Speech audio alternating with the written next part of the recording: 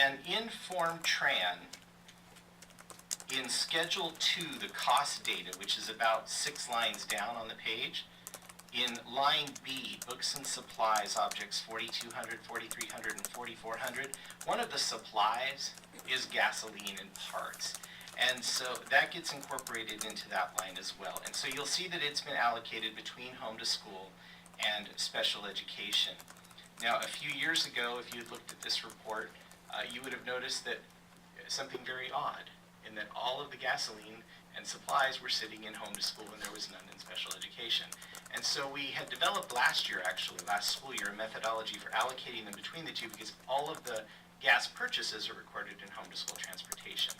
Then all of the M&O departments that use gas or diesel as they use it gets costed out. But between the two transportations, there hadn't been a methodology for doing it. And so we incorporated it last year based on mileage.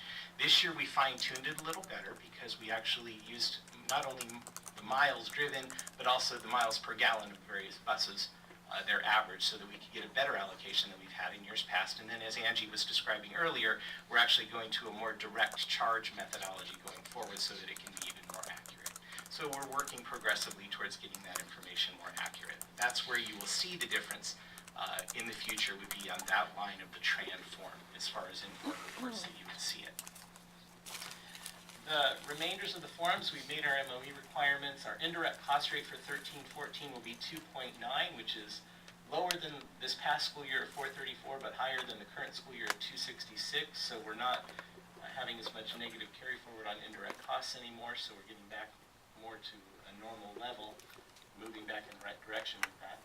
And the remainder of the reports, the program cost report, the most significant change in that is because of the reduction of the number of cafeterias, it reallocated some of our program costs between food services and the rest of the district with Glenbrook and Holbrook's closure. The classroom counts, because the number that is governed by the number of teaching FTE, as they were reallocated to other sites, that automatically gets picked up in the educational piece of the program cost report. Looking forward, though, to next year, we still do have a significant deficit. The COLA deficit has increased from 20.6% to 22.27. If Measure 30 does not pass, that number is going to bump up over 28%, as we'll see that additional $441 reduction. But right now, we're at about a $46.1 million in just raw dollar deficit for the district as a result of the deficit on the revenue limit, or about 40 days worth of instruction. And that's before profit. The mid-year trigger we've already talked about. The furlough days stave off about 10.5 of the 13.5 that we would lose in the reduction of the revenue limit, leaving us with other cuts or use of ending balance of $3 million. That's the $2.99 million reservation that you saw when we were looking at fund balance. Looking ahead to 13-14, the newest dartboard that came out is actually now saying pull the 13-14 COLA, so that's another $4.7 million ongoing loss if that doesn't change between now and first interim. And then 14-15, if that one goes away too, that's another $5.3 million ongoing loss that we don't currently have in the multi-year, but we'll address multi-year projections when we get to first interim. I want to take a minute to thank Nancy Jr., who has spent a tremendous amount of time with me on working on this, as well as Mika Arbelbeid, who, although she's listed in your book here as fiscal analyst too, because that was her job back in June, she's now the accounting supervisor, and so she's continuing to grow professionally. And also I want to thank Janet, my assistant, who worked very hard with this, and also a special thank you to Tom and the print shop who stayed tonight so that we can actually have these ready and hot off the presses for you. And that concludes my report. Board members, questions?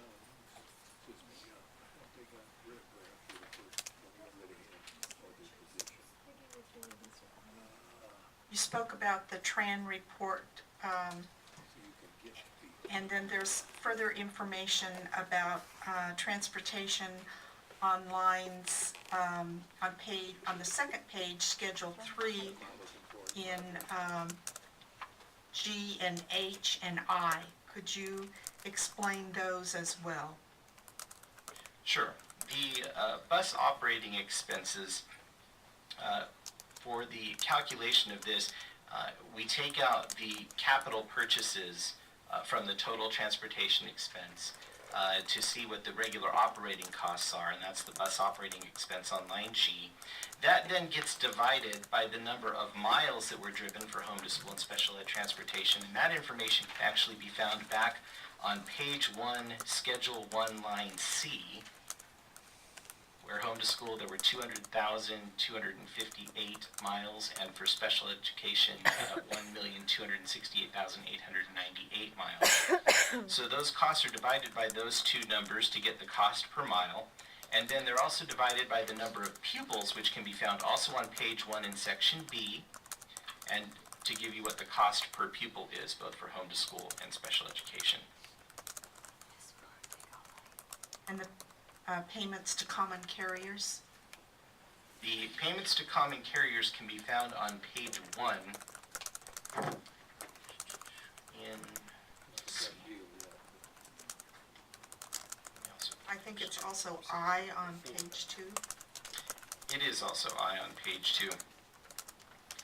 The I on page 2 is payments to parents in lieu of transportation, or common carriers, meaning like the city bus system. If we were giving out any city bus passes, things of that nature would be where that would put. Now, if you're speaking of our other transportation, our contracted transportation providers, they're not included on that line.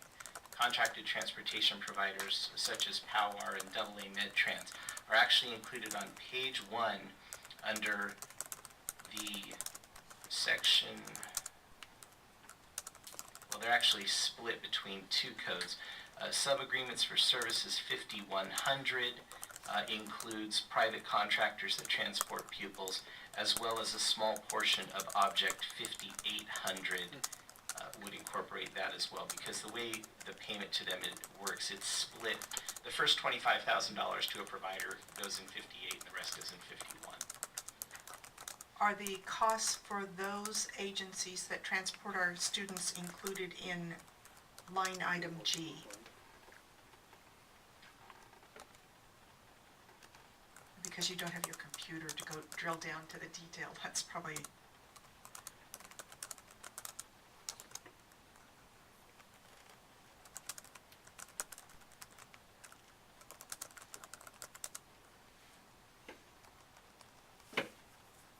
They are. Okay. They Thank are. Payments to parents and common carriers are not, because they're subtracted up above in line C, Okay. and the payments to the other outside providers are included because they're still part of the regular cost of home to school transportation. Thank you. There's always more to understand. Mr. Richards, can I ask here on the mid-year trigger cut Sure. slide?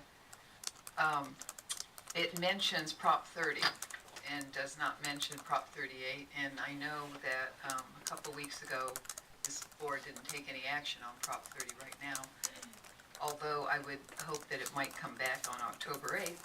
It sounds like there's enough interest out there. But the only one mentioned is Prop 30. So what has been factored in? This board, we had a 1-1 vote, I think, on Prop 38. What impact does that have on mid-year trigger cuts? It doesn't. Proposition 38 is a categorical program, and so although it will provide new revenue to the district and to the sites, it doesn't affect the current budget document, which basically says if the state's revenues that are incorporated into the general fund come in below, then the trigger cuts take place. Because this sets up a new trust fund and a separate categorical that bypasses the state general fund to be distributed to the schools, it doesn't factor into the calculation of the revenue limit per ADA. It's not part of the revenue limit calculation. And that's what I wanted clarified, so thank you for clarifying that, because that's not ever factored in or clearly explained, I don't think, that it doesn't necessarily impact mid-year trigger cuts. And if and when Prop 38 does pass, then we would bring a budget adjustment to the board once we knew how much the district would actually receive. Right, thank you. But it's projected to bring in $31 million in 2013-14. Additional board questions or comments? Thank you, thank your staff.